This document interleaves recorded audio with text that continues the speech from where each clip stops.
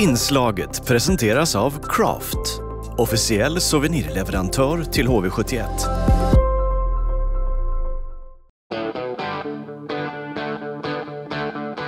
HVTV presenteras av Invid, Intersport och Nybergs bil.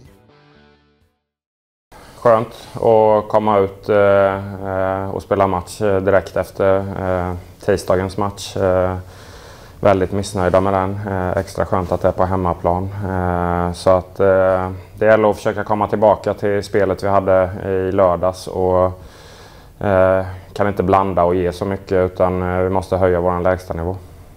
Vad är din analys av den här matchen i Ängelholm och varför den blev som den blev? Ja, men vi jobbar alldeles för mycket en och en, både i försvarsspelet och i anfallsspelet. Åker runt och hoppas på saker istället för att ta det hårda, enkla jobbet. Så att nej, men det gäller att alla går till sig själva och gör grovjobbet 100%, och så kommer allt det andra komma på köpet. Och varför tror du det blir så där för när det är så pass viktiga matcher? Eller kanske är på grund av att det är så viktiga matcher? Eller vad säger du om det? Ja, det är svårt att svara på såklart, men det går fort där ute. Man försöker såklart alltid ge sitt yttersta. Man försöker läsa spelet. Det är ett motståndarlag också som gör bra och dåliga saker. De gör misstag och de gör bra saker. Så att det är små marginaler, men i slutändan är det inte tur, utan det är skickligheten som jobbar hårdast och tar mest rätt beslut ute som kommer vinna. Så att det gäller att ha huvudet kallt och jobba hårt. Mm. En sak är säker, ni trivs betydligt bättre på hemmaplan i år än på bortaplan, Simon, och nu är det ju hemmamatch igen då. Vad tar ni med då från den där segern i lördags, från Frölunda-matchen till en ny hemmamatch i Husqvarna imorgon? Ja, men det är mycket saker från den matchen som var bra. Får ju oerhört fint stöd från läktarplats, får härlig go-energi. Tycker vi får ihop nästan till 60 bra minuter där. Alla jobbar för varandra. Vi forecheckar som galningar och vi backcheckar när det behövs som galningar.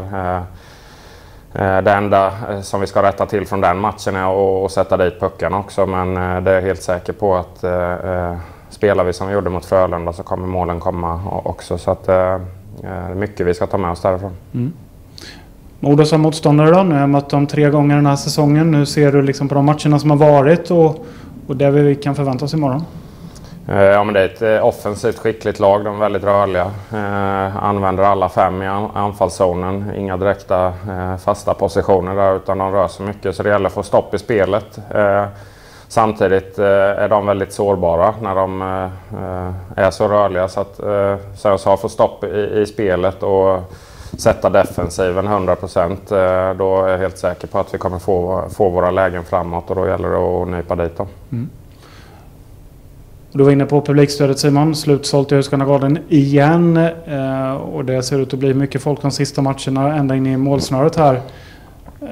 Jag vet, du har ju pratat om publikstödet i Jönköping många gånger, men i det här utsatta läget, hur viktigt är det? Ja, det är ovärderligt skulle jag säga. Har ett ganska bra bevis på det, på hur det har sett ut hemma borta tabellen för oss. Så att vi är oerhört tacksamma och bortskämda med det publikstödet vi har. Och som jag sa, det är ovärderligt, och hoppas verkligen att de är med oss här hela vägen.